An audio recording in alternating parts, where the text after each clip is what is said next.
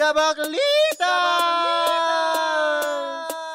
With Tita Cora and Kapitana Sisa. Same pero iba. We are number 106.7 Energy FM. Pag daw mo sabihin radyo. Sabihin mo. Yan, sa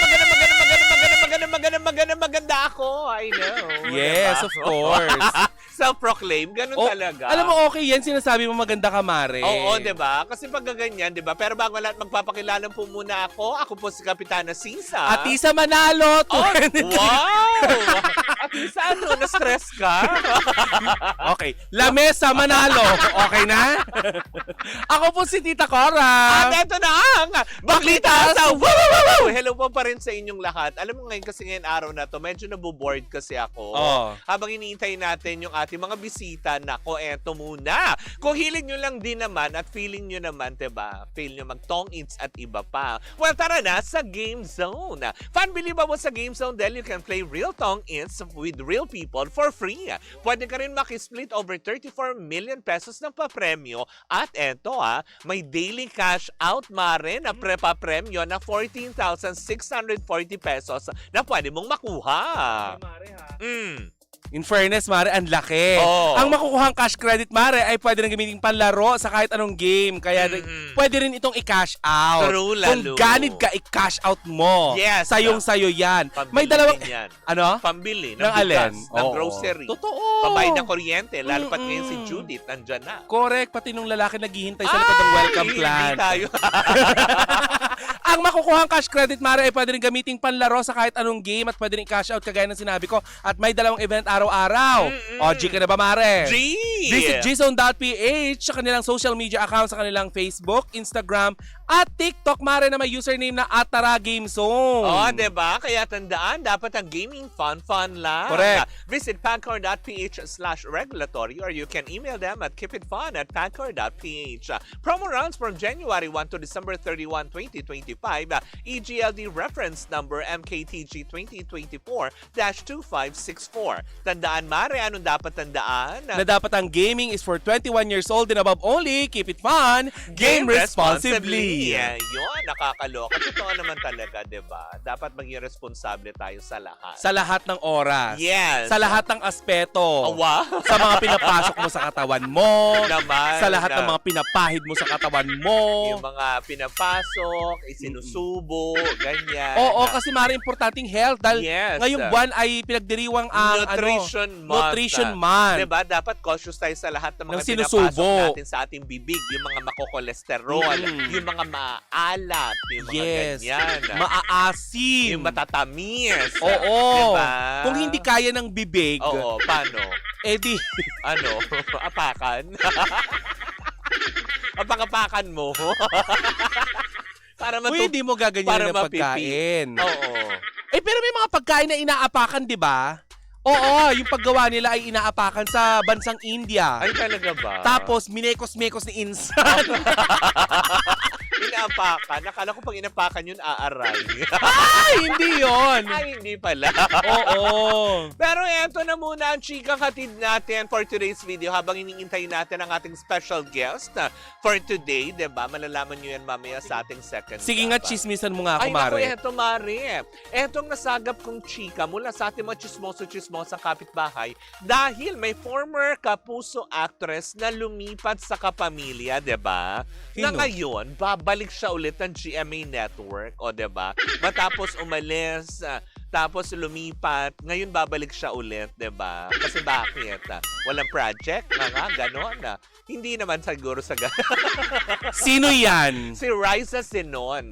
Ah, Oo, diba? di ba siya din yung gumamit ng baril na ano? Oo, hindi. Na water gun. Kasi diba, hindi, totoo naman, originally, Bro, ang galing nga natin. homegrown siya ng GMA Network Oo. sa Starstruck Season 2 kasi siya yung ultimate survivor na nag-winner si Raisa Senon. Diba? Kumbaga parang marami din naman siyang kinabilangan at ang huling niyang proyekto na natatandaan ng mga tao sa GMA, yung ika-6 na utos. Diba? Yun yung kila diba? Sunshine Dizon. Yes. Tama, di ba? Oo. Tsaka tama. Kasi sila yung parang nagsampalan. Yung mga gigil. Yun yung kay Gabby Concepcion. Correct. Tama ba ako? Yung gigil na gigil ako dyan kay, kay Raisa Sinon. Di ba? Ng bongga. Pero yun na nga, as in talaga, di ba? Eh, parang sinasabi ng mga tao na, bakit? Kasi 2018, nung iniwan niya ang GMA Network para lumipat sa Kapamilya Network. Kung matatandaan po natin, si Raisa Senon naman po ay napabilang, nung siya ay umalis na napabilang sa Kapamilya Network, napasama siya sa FPJ's Batang Probinsyano. Hindi, Batang ang Quiapo. Probinsyano. Ang Probinsyano. Ang Batang Ang Batang Probinsyano. Naghalo-halo. Pinagsama-sama na. Yung ang Probinsyano. Oo. Tapos, di ba, napabilang din siya sa teleserye ni Miss Angel Locsin na General's Daughter. Yes. Napasama din siya doon. Hindi ka makailan lamang pinag-usapan siya dahil ka doon sa pagpapaano niya pagpapakalbo niya Oo, para diba? sa isang para sa isang role. Sa isang proyekto. Alam mo, bihira sa mga artista ang gumagawa niya. Yung Correct, talagang diba? nagpapabago ng itsura. True. Diba? Diba? Para ang, sa role. Ang nakagawa lang niyan, kumbaga sa foreign artist, si Demi Moore. Diba? Siya yung unang nagpakalbo noon. Oo. Ng bonggang-bongga. At si Tita Cora ang unang sumigaw ng Give Me More. Tapos pag gawin ka siya, ganda! Hindi, pero kasi diba, nung unang dating mo din dito, kalbo ka. Bastos ka.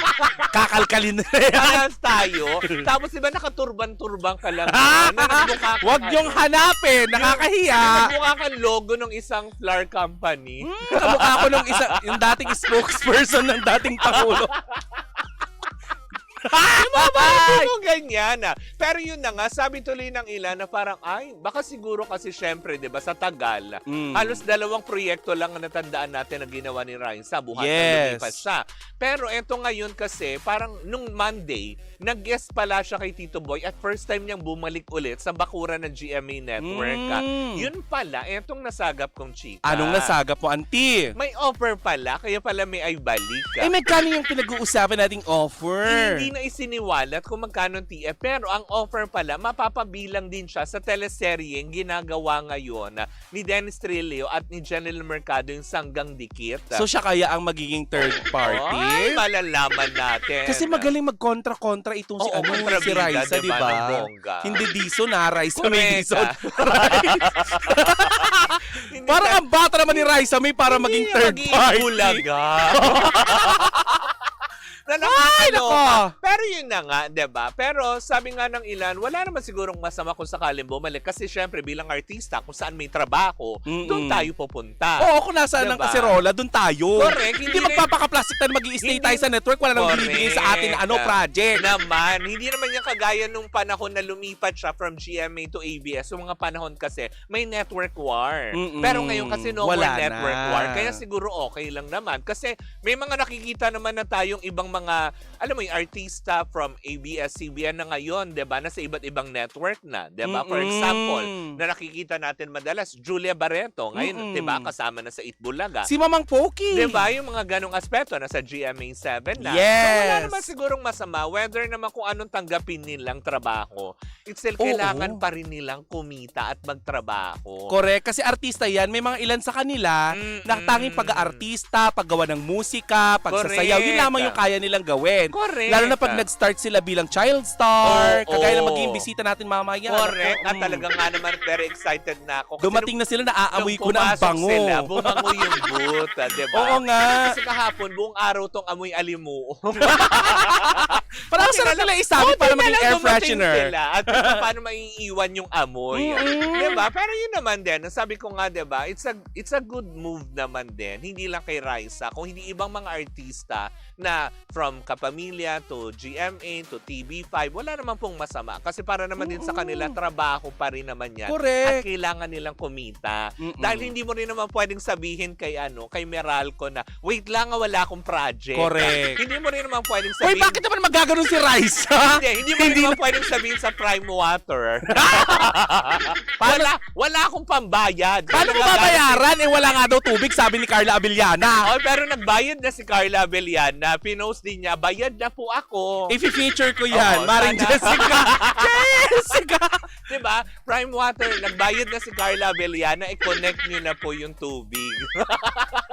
The views and opinions of my partner. Oy, hindi Bakit si Carla naman nag-post nun Oo, si Alam Carla mo- yan. Alam mo, Carla, pahama ka din minsan. Ikaw ang may kasalanan. Pag kami, wala dito. Diba? Hindi, ang ibig ko lang sabihin, diba? It's kumaga parang wise decision Mm-mm. na kung saan may offer, hindi dahil sa malaki ang offer ng talent fee o ano, basta't may trabaho. Mare, wag na tayo magpaka-ipokrita. Oo. Bakit ba nagtatrabaho yung mga artista? Siyempre hindi lang dahil gusto nila yung Correct. kanilang trabaho. Oo. Kasi yun yung passion nila. Siyempre, kailangan din nilang magtrabaho para sa pamilya nila. May mga binubuhay yung mga yan. Correct. Sabi Diba? ni Jeff Tood, sabi niya, maganda yan magkaroon ng eksena si Raisa Senon Na gamit ang water gun. magdilig siya ng halaman. Yung nakakaloka. Gaganon. Anti-anti. Diba? May mga orchid siya doon. Correct. Ginaganon-ganon niya. Yung mga ganong aspeto. Pero yun na nga, diba? Good luck na lang din to Raisa. We wish you well, diba? Yes. Hangad namin. Uy, tsaka balita ko, may mabait nga yung bata na in yan. fairness. Yung Alam mo, dala. actually, Bata na yan. hindi Lakas makamatanda. nakatrabaho ko kasi yan from batch 1, 2, 3, 4. Mm-mm. Kasi lahat yan nakakasama ko dun sa una kong pinagtrabahuan. tuwing Eh, may anong event. sasabihin ko? Nakatrabaho mo, so Oo. nakaaway ko yan. Oo. Nakaaway ko yan. Hindi totoo. Yung mga starstruck alumni na yan, simula batch 1, 2, 3, 4, kasi yung mga nakasama ko. Sila Rainier. Sila Rainier kasi batch 1 Mm-mm. yan. Sila Raisa Senon. Mark. Si oo. Mark Heras. Batch 1 yan eh. Oo. Diba? Sila Yasmin Curdy. Yan yung mga Oo. walang arte. Oo. Diba? Yung mga ganyan. Dapat talaga pag may mga ganyang artista, walang arte-arte. At saka kung sino yung mga proyekto, yan yung mga walang arte. Yes, totoo yan. Pag walang proyekto, X, may Oo. attitude yung Alam mo, artista. attitude na Mm-mm. nakakaloka. Nasabihin mo lang na parang, Name drop. ay, hindi ka mag-name drop. Oo, no. Yung iba mga Cannot artista be. na nagkaroon lang ng isang project, tapos unang project, flop pa. Oh. Hindi ka magsasalita ng kahit anong ganyan. Yung mga di Oo. yung mga atichona. Oo, maliit ang industriya para hindi Oo. makarating sa May amin. may mga tsahing kayong, alam mo yun, na lagi nakamasid sa Oo. inyo, di ba? Kaya, Diyos ko. gusto niyo pangalanan Hindi, ko, tatlo nasa bundok lang. kayo, maghahanap kayo ng Gusto pagkain, ko pangalanan ano? natin kayo tatlo. Hindi! Parang isang artista dati, sa arty-arty niya, o di wala siyang project. Oo nga. Di ba? Yung mga nagsosolo-solo ng tent. Next ganyan. kasi, ay! Ganyan, bakla ka! sasabihin. Oo! yung mga nagsosolo-solo ng tent. Yung mga feeling Yung veteran. pasama sa tent, na tipong kahit nasa location shoot, grabe, ikaw lang ang tao. Hindi na girl. tuloy-tuloy yung Kaya tuloy serye. ganyan, di ba? Hiniwalayan ka. Kasi nga may bago. Uy, alam mo yung mga bisita natin, Oo, sabi nila, sino naku-curious. kaya yun? Bet ko malaman. Well, ayan Naniniwala na ako na mas chismoso ang lalaki ka sa babae. Kasi, Di ba, nagre-react sila dito sa loob eh. oy, buhay na patunay si Gerald Anderson, di ba? Oo, totoo Muntik yan. pa niyang makalimutan na Naman, ka-airy na diba? tayo. Ma, Diyos Andito ko. ulit kasama natin. Oo. Tinawag niyang suset. Ay, nakapagpaalam muna tayo, Mare. But anyways, ako mga pangga sa aming pagbabalik, makakasama po natin ang ilang sa mga cast sa upcoming project na mapapanood natin on digital platforms ng ABS-CBN, ang For Bad Boys and Me. Kung Gaano kaya sila kasama? Oo. Yan malalaman natin. Sasamain kaya tayo sa kanila? Ay, wag naman sana, diba? Oo. Pero malalaman natin yan sa pagbabalik ng Baklita sa Woo! Woo! Woo! Woo! Muli po ako po si Kapitana Sisa. At ako naman po si Tita Cora. And we are still Same, pero iba. Tuloy-tuloy pa rin po ang ating tugtugan. Siyempre, dito po lamang yan sa number 106.7 Energy FM. Pag wag mong sabihing radyo. Sabihin mo!